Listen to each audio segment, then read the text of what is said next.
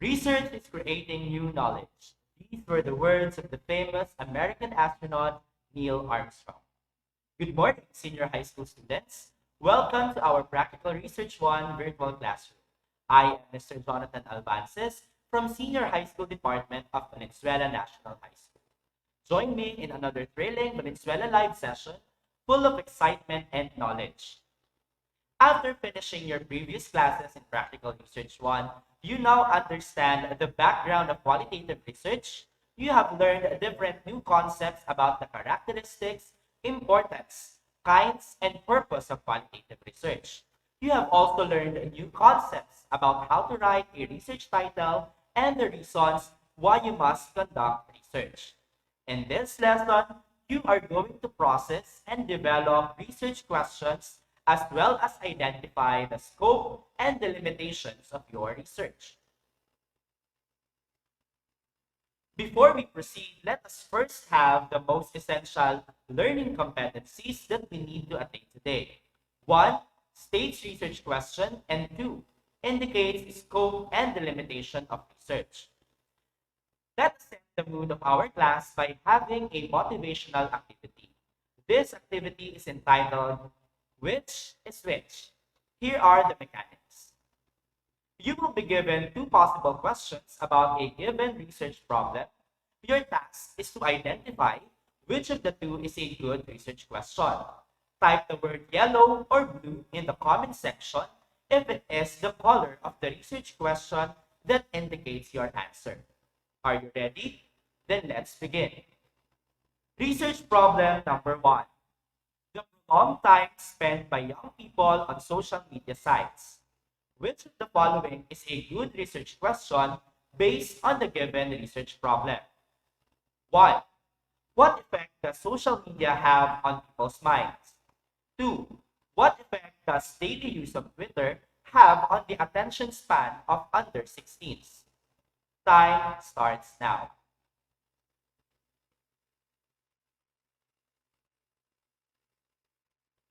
If your answer is blue, you are correct. The first question is not specific. What type of social media? Which people? What kind of effects? The second question defines the concept more clearly. Research problem number 2. The lack of service of sexual health clinics in District X to cater the needs of LGBT community. Which is a good research question? 1. How can sexual health clinics in District X develop their services and communications to be more LGBT inclusive? 2.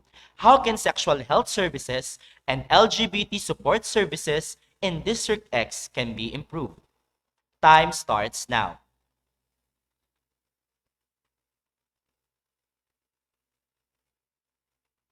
If your answer is yellow, you are correct. The second question is not focused. It tries to address two different problems, which is the quality of sexual health services and LGBT support services. The two issues are related, but it is not clear in the research question on how to bring them together. The second one integrates the two problems into one focused specific question. Research problem number 3. The rising number of senior citizens who have pets. Which is a good research question? 1. Does owning a pet improve quality of life for older people? 2. In what ways does owning a pet improve quality of life for older people? Time starts now.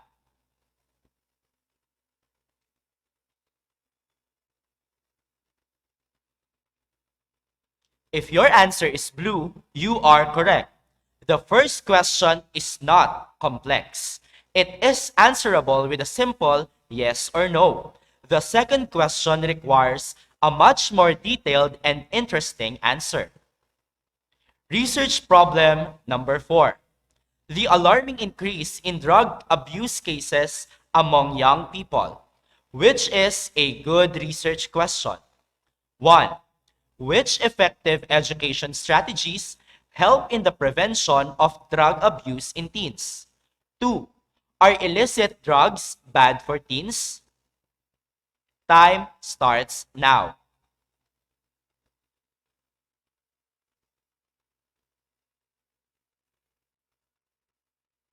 If your answer is yellow, you are correct.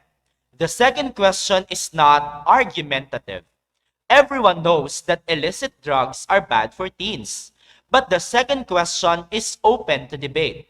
People will argue about which education strategy is effective in the prevention of drug abuse among teens. That ends our activity. You have done a great job in identifying a good research question. We will be encountering more of these concepts as we go along with our lesson. At this point, we are going to start the discussion of the lesson. Let us begin by defining research question. A research question serves as framework for the researcher. It is not a typical question of what, who, or why, or questions that are answerable by yes or no, but rather a more complex and detailed inquiry about the research topic. It keeps the research direction on the path and focuses on the most important areas of the topic. It also sets a parameter for the researcher to put emphasis on relevant issues about the research problem.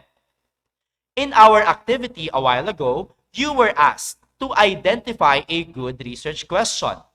Now the question is, how to formulate a good research question? A good research question is essential to guide your research paper. It pinpoints exactly what you want to find out and gives your work a clear focus and purpose. A research question should be clear. It provides enough specifics that one's audience can easily understand its purpose without needing additional explanation. Focus. It is narrow enough that can be answered thoroughly. Concise. It is expressed in the fewest possible words. Complex. It is not answerable with a simple yes or no, but requires synthesis and analysis of ideas. Argumentative. Its potential answers are open to debate rather than accepted facts. Now that you already know the characteristics of a good research question, we will proceed with the steps in developing a research question. 1. Find a general idea you want to focus. Review your proposed title and research topic.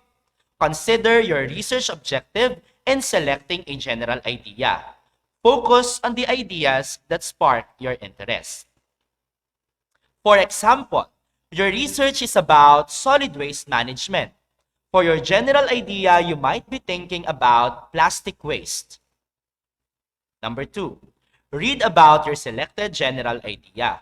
You can have a Google search or read some books and other reading materials that may contain information about your selected general topic. You can read a lot of news articles and studies published online about plastic waste and its worsening situation in the Philippines. Number 3, pay attention on the topic that may interest your possible readers. By doing this, you can narrow down your general idea. Plastic waste is a really broad matter, so we can specify it to plastic bottles, which is an interesting topic since it is one of the main contributors of plastic waste in our country. 4. List down keywords about your general idea and select a specific area that you think has the potential to be the research question. Here are some of the keywords that has a relation to our general idea. We selected environmental impact as the specific area we want to focus on. 5. Create an initial research question. Remember the characteristics of the research questions that we have mentioned earlier. This is our initial research question. What is the impact of bottled water on the environment? Number 6, check the clarity and potential of your initial research question. You can omit unnecessary words to modify your research question. In our initial research question, the term bottled water is vague. It is not clearly specified what aspect of bottled water is indicated in the research question. Number 7, read again your resources to modify your formulated research question. By doing this, You can improve your research question, and at the same time, you can also have an idea of the possible answers that you will gather. Step number 8, write your final research question. This is our final research question. What is the environmental impact of plastic water bottles? If you check, you can see the characteristics of a good research question. It is clear, focused, concise, complex, and argumentative. Our next topic is the scope and delimitation of research. Scope and delimitation is the part where you list the things that you will do and what you won't do in your study.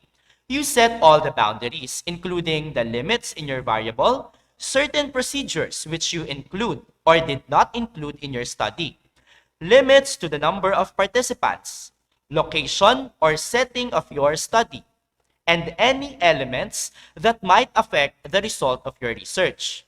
The purpose of writing this part is to guide you not to write discussions on bounds matter, and it also allows the readers to understand the range of your work. The scope and the limitation part should have the following aspects. 1. Topic which you will study. That includes the subject matter studied and discussed. 2. Short statement of the research objective. A brief discussion of the general purpose of the study. 3. Target participants. The respondents from which you will gather the needed data. 4. Setting of the research. The local of the study where the data were gathered or the identity to which the data belong. 5. Research time frame schedule. It is the timeline when the research will be conducted. Let's take a look at the sample research. The impact of social media on academic performance of selected college students. Let's read the scope and the limitation of the research. The study was conducted to assess the impact of social media on students' academic performance. 60 students who are actively using social media are the respondents of the study. It was conducted during the summer semester of academic year in 2017-2018 in Jubail University College, JUC in Eastern Province of Saudi Arabia. The study limited only on variables of social media that the researchers assumed that has effects on respondents' academic performance. These variables are respondents' access to internet, usage perception on social media, and their frequency of using it. Now, we are going to identify the important aspect of the scope and the limitation. Topic: Impact of social media on students' academic performance. Research objective: to assess the impact of social media on students' academic performance. Target participants: 60 students who are actively using social media. Setting of research: Jubail University College in Eastern Province of Saudi Arabia. Time frame: summer semester of academic year 2017-2018. As you can see, the scope and the limitation of the research is complete with the needed aspects. There are also additional information indicated to set the boundaries of the study.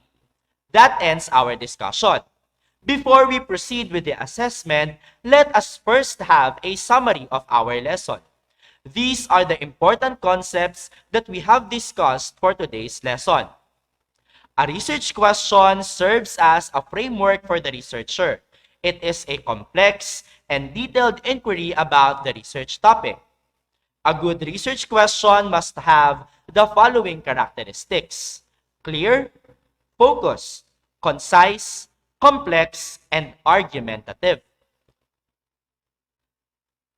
There are steps that we need to conduct in formulating a good research question. The scope and the limitation set the boundaries of the study. The scope and the limitation include the following aspects: topic statement, research objective, target participants, setting of the research, and time frame schedule. We will now test your knowledge. Read and analyze each question. Choose the letter of the correct answer and type it in the comment section. You will be given 5 seconds to answer each question. Question number 1. What is a complex and detailed inquiry about the research topic? A. Research title. B. Research problem. C. Research design. D. Research question. Time starts now.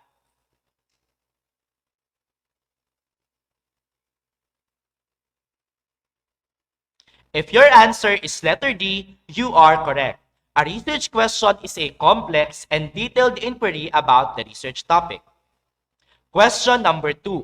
Which of the following characteristics of research question is demonstrated when potential answers are arguable? A. Argumentative. B. Clear. C. Concise. D. Focused. Time starts now.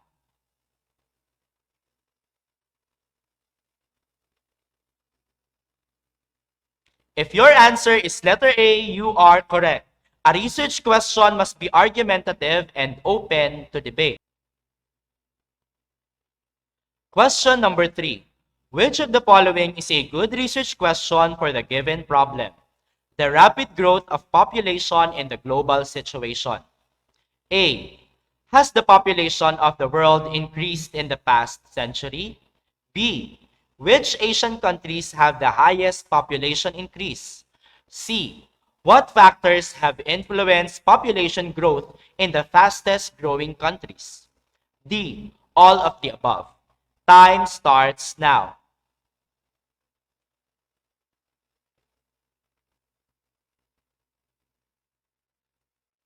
If your answer is letter C, you are correct.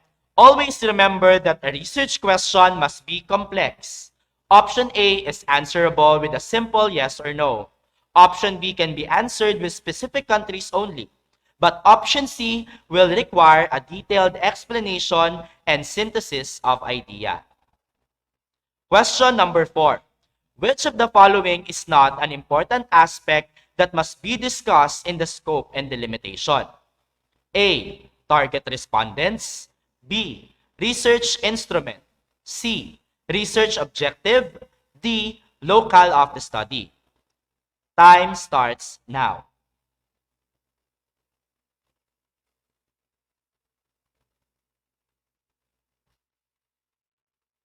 If your answer is letter B, you are correct. The research instrument is not an aspect discussed in scope and delimitation. Question number 5. In the given statement, which of the following is a short discussion of the research objective? The study aims to assess the impact of improvised laboratory instruments in the instructional procedure, specifically in the conduct of laboratory experiments. 30 General Chemistry 1 teachers from public national high schools in District 2 of Valenzuela City that offers science, technology, engineering, and mathematics strand are the respondents of the study. The study was conducted during the first semester of academic year 2018-2019 since General Chemistry 1 is offered during the first semester. A. 30 General Chemistry 1 teachers. B. To assess the impact of improvised laboratory instruments in the instructional procedure. C. District 2 of Valenzuela City. D. First semester of academic year 2018-2019. Time starts now.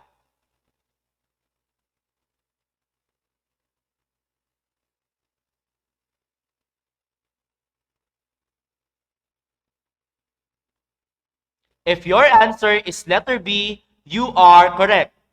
To assess the impact of improvised laboratory instruments in the instructional procedure is a short discussion of a research objective. For your questions and clarifications about our lesson for today, kindly coordinate with your respective subject teachers during your follow-up session. Always remember to stay curious, stay hungry for knowledge. Have an amazing day. That ends our class. Thank you for listening. See you on our next Valenzuela Live streaming session.